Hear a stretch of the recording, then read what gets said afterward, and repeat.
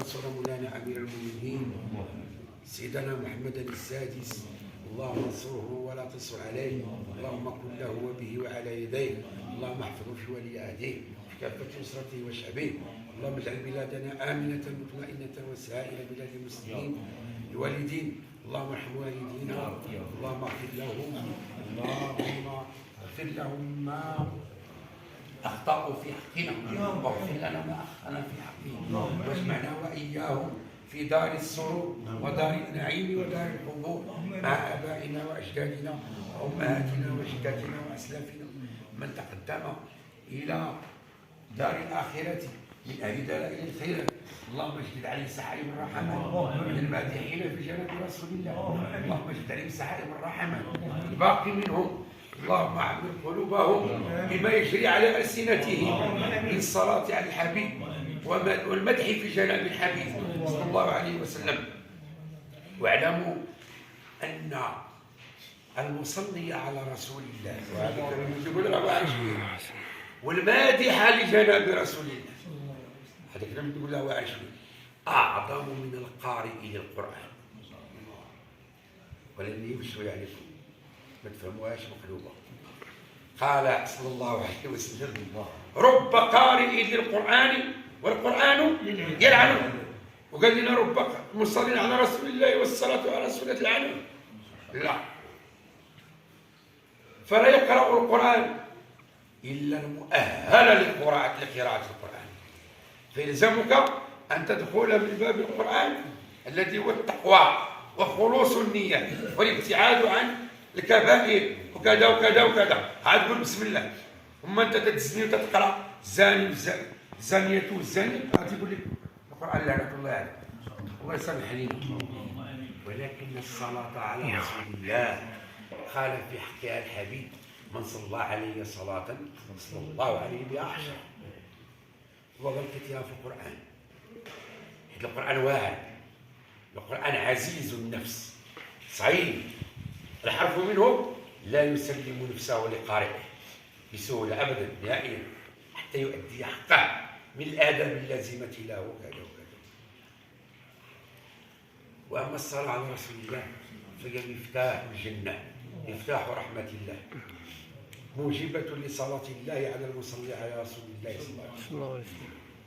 والمديح في جناب رسول الله صلى الله عليه وسلم لا تستهينوا به، لأنه شفاعة للمادح في جناب رسول الله.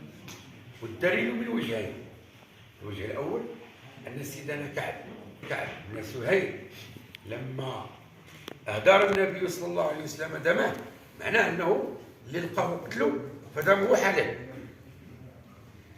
فماذا فعل؟ تلتم واستغفر ودخل إلى مسجد رسول الله فقام بين يديه وقال بانت سعاد. ومن عجائب الأمور الرحمن اللي يرحمه سيدنا النبي صلى الله عليه وسلم، واش باقي الوقت نتاع بنات سعاد؟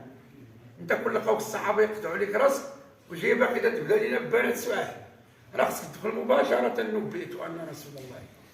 ومع ذلك النبي صلى الله عليه وسلم اعطى الحق ديال ما جرى عليه العمل عند الشعراء الجاهليين في ذلك الوقت بان يستفتحوا بالمقدمات الطلاليه. واحد بدا يمدح في خليلته قال الرواة حتى بلغ إلى ما يستقبح ذكره منها، فقال له النبي صلى الله عليه وسلم حسبه بركة، الشكر رحمة. فلما مدح رسول الله صلى الله عليه وسلم ماذا فعل النبي؟ نزع بردته الشريفة وألبسه إياه. هذا رمز ماذا؟ رمز شفاعة رسول الله للمادحين.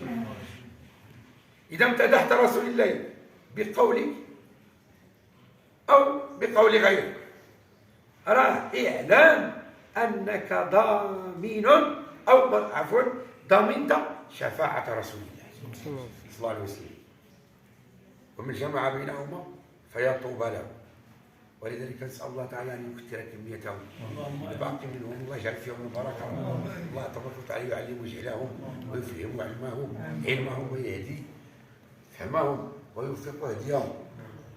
وليدات الله يصلحهم، وليداتنا وليدات المسلمين، اللهم اصلح شأنهم، اللهم يا ربي باعد بينهم وبين نظرات السوء آمين. وأصحاب السوء وأوتبة السوء.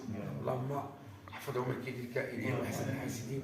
اللهم علمهم وافتح عليهم وأدل لهم دائرة الحكمة واجعلها في حقهم بمنك وكرمك يا أرحم الراحمين يا رب العالمين.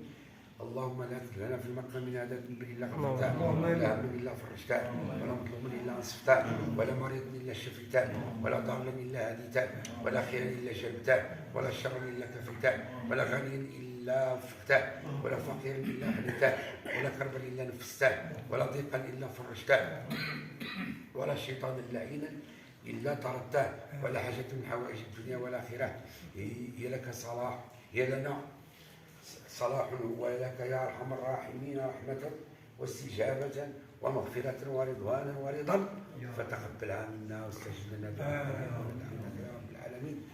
امواتنا وامواتكم واموات المسلمين اللهم اجعل مسحهم ورحمهم، اللهم من قبورهم الى قصورهم، اللهم الحقنا بهم مسلمين مؤمنين تائبين طيبين غير خزايا ولا مفتونين، انك ولي ذلك والقادر عليه. مقدمين جميعا للأحضار والراق والشهود عند دلائل الخيرات. اللهم يا رب بارك في انوارهم واسرارهم وارزاقهم، اللهم ارزقهم رزقا لا تراه العيون ولا تكشفه الظنون. اللهم بارك فيهم وفي حياتهم واولادهم وذريتهم.